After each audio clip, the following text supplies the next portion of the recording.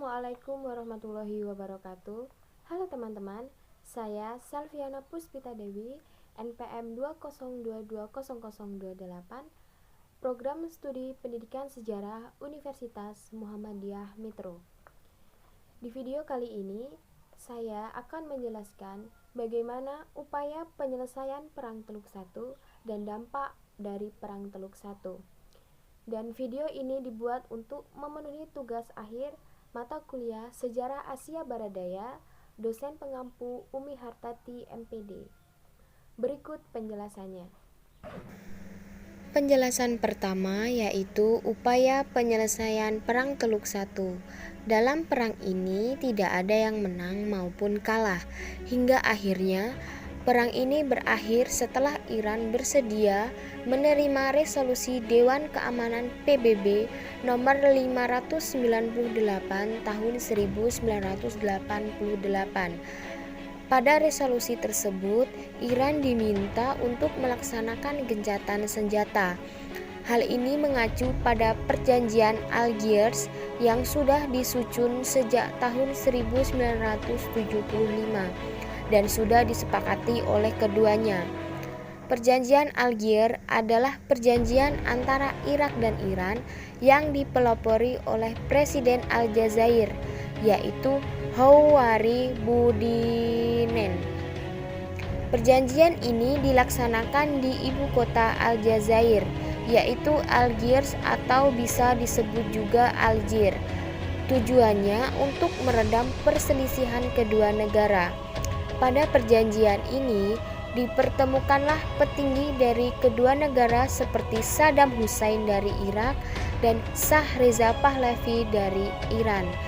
Perjanjian Algiers ditandatangani pada tahun 1975. Isi dari Perjanjian Algiers yaitu kedua negara akan melaksanakan penentuan batas perairan pada dasar Konstantinopel tahun 1931 dan atas jalur Talweg yang terletak di Shatt al-Arab. Irak dan Iran setuju memasuki suatu sistem kerjasama keamanan di sepanjang perbatasan. Jika terjadi pelanggaran atau perselisihan atas Perjanjian Algiers, maka ditunjuk negara ketiga sebagai penengah atau diselesaikan melalui Mahkamah Internasional. Setelah berakhirnya Perang Teluk I, Perang Teluk I memiliki dampak di berbagai bidang. Yang pertama yaitu dampak negatif dalam bidang ekonomi.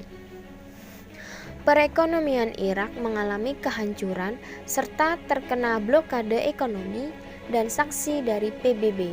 Kerugian besar bagi kedua belah pihak dari segi material bagi masing-masing negara diperkirakan mencapai 500 juta dolar Amerika Serikat.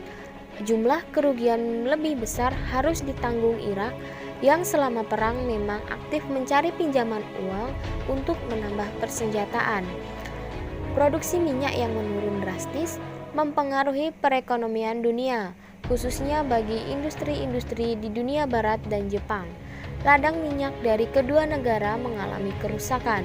Untuk Irak di daerah Kirkuk, Barsa, dan Fau. Sedangkan untuk Iran mengalami kerusakan di Pulau Kark dan Abadan. Yang kedua yaitu dalam bidang sosial.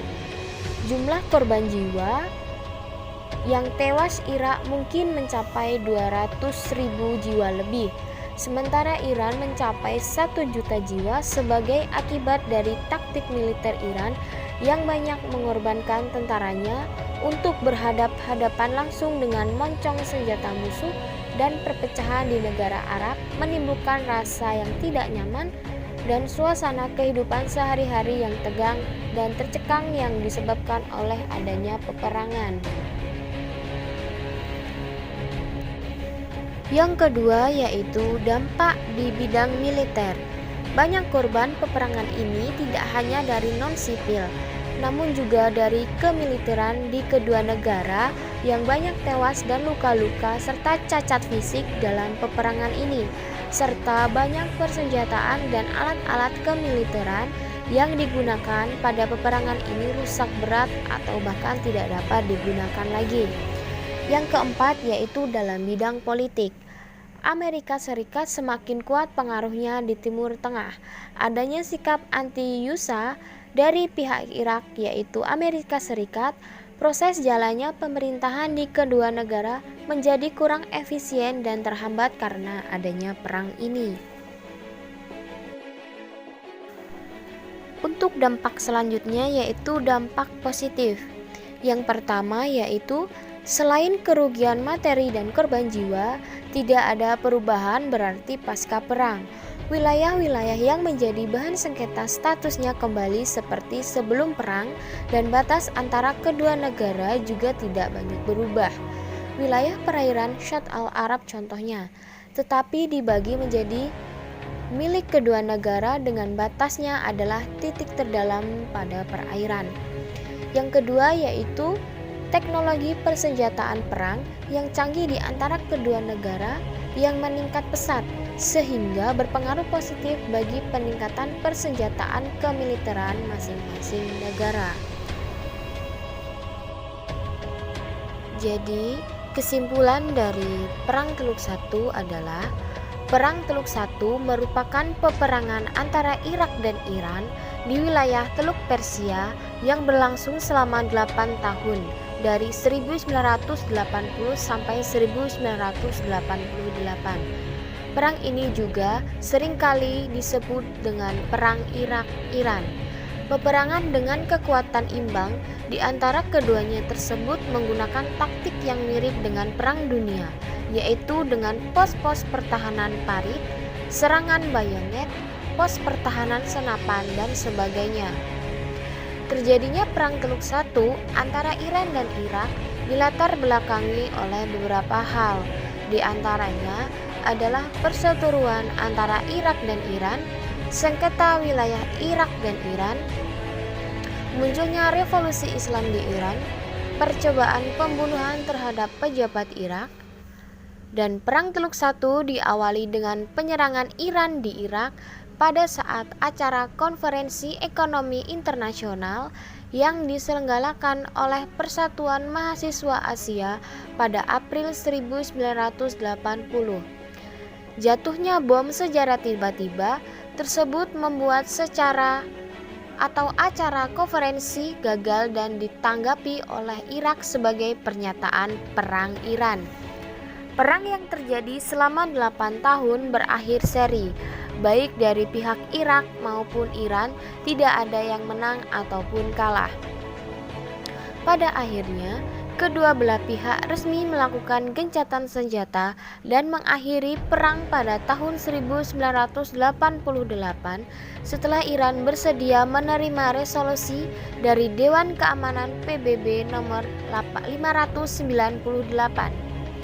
Dampak Perang Teluk I juga dirasakan oleh dunia, terutama negara-negara yang mengandalkan pasokan minyak dari Irak dan Iran untuk produksi industri mereka seperti Jepang dan negara barat. Hal tersebut dikarenakan ladang-ladang minyak Iran di Pulau Kak dan Abadar serta Irak di daerah Basra, Kirkuk, dan Fau mengalami kerusakan parah. Berakhirnya perang antara kedua negara tersebut ternyata tidak membuat ketegangan berakhir. Episode peperangan negara Timur Tengah masih berlanjut di masa depan dengan pecahnya Perang Teluk II. Baik, itu tadi adalah penjelasan mengenai upaya penyelesaian Perang Teluk I dan dampak Perang Teluk I. Sebelum saya akhiri, jika ada salah kata atau kalimat dalam penyampaian, saya mohon maaf yang sebesar-besarnya. Saya akhiri. Wassalamualaikum warahmatullahi wabarakatuh.